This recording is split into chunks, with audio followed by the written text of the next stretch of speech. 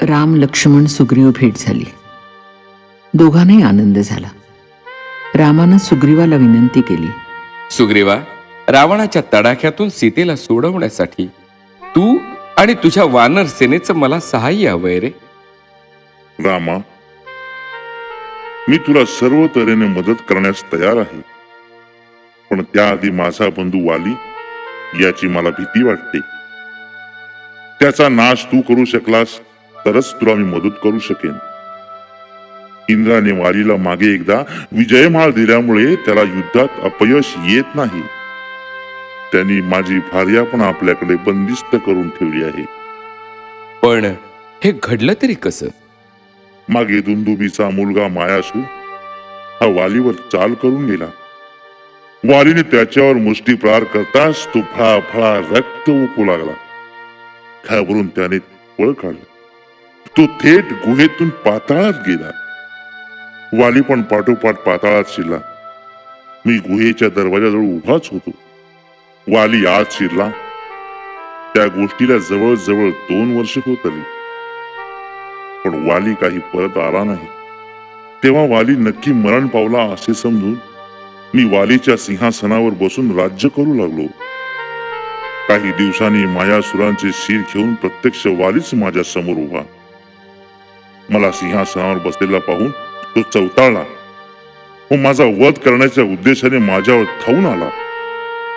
त्यावेळी नल, नील, जामवंत व हनुमंत यांच्या सहाय्याने मी तिथून पळ काढला. हे पाहून वालीने माझ्या पत्नीचे अपहरण केले. ती अजून त्याच्याच बंदिवासात आहे.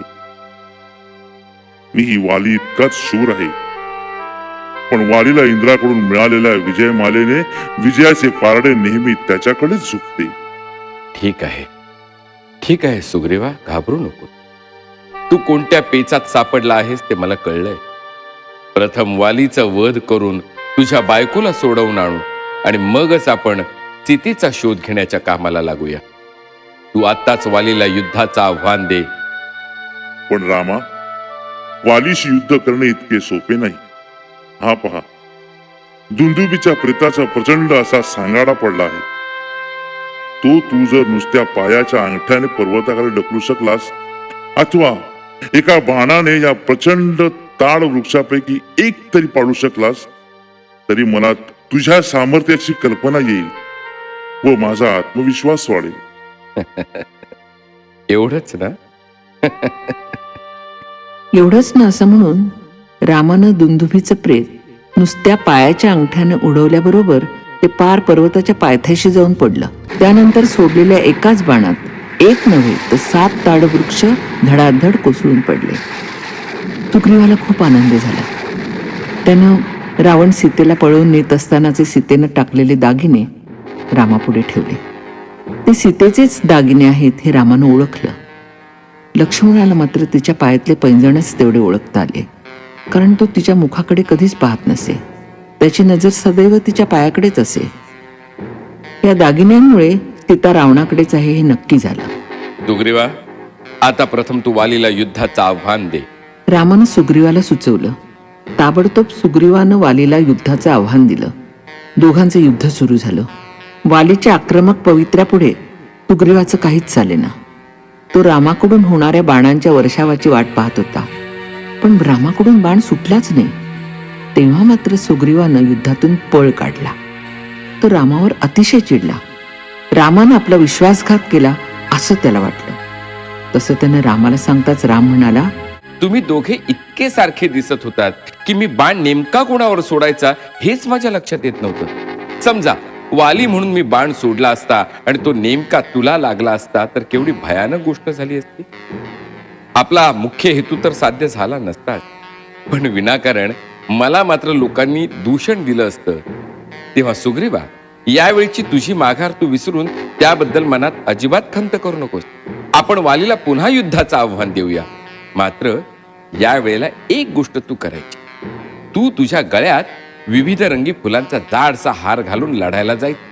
त्यामुळे तू कोणता आणि वाली कोणता हे मला लांबूनही ओळखता येईल. त्याप्रमाणे पुन्हा सुग्रीव आणि वाली युद्धासाठी समोरासमोर आले. दोघात तुंबळ मल्लयुद्ध जुंपलं. बराच वेळ झटापट चालू होती. राम सारं काही लक्षपूर्वक पाहत होता. अखेर वालीनं सुग्रीवाला अतिशय जोरानं असा मुष्टीप्रहार केला की त्यामुळे सुग्रीवाचा जीव कळवळला. त्यानं रामाचा धावा सुरू केला. ही वेळ योग्य आहे हे लक्षात घेऊन रामानं वालीवर बाण सोडला. तो अगदी त्याच्या हृदयात घुसला. वाली धाडकन जमिनीवर कोसळला. आता हा मरणार हे लक्षात येताच राम त्याच्या जवळ गेला. रामाला पाहून वाली आश्चर्यचकित झाला. मरता मरता त्यानं रामाला प्रश्न केला, हे रामा, माझं तुझ्याशी काही वैर नसताना मला ठार मारण्याचं हे दुष्कृत्य तू का केलंस? त्यामुळे तुझ्या शुद्ध चारित्र्याला कलंकच लागणार आहे. मी केलं ते योग्यच केलं. बंधू सुग्रीवाच्या बायकोची तू अभिलाषा धरलीस हे पहिलं पापकृत्य, आणि बंधू सुग्रीवाचा काहीही अपराध नसताना त्याला ठार मारण्यास प्रवृत्त झालास हे दुसरं पापकर्म. मग अशा दुष्कृत्य करणाऱ्या माणसाला मृत्यूदंडाशिवाय दुसरी कसलीही शिक्षा योग्य ठरणार नाही. रामा, मी चुकलो. तू माझे डोळे उघडलेस.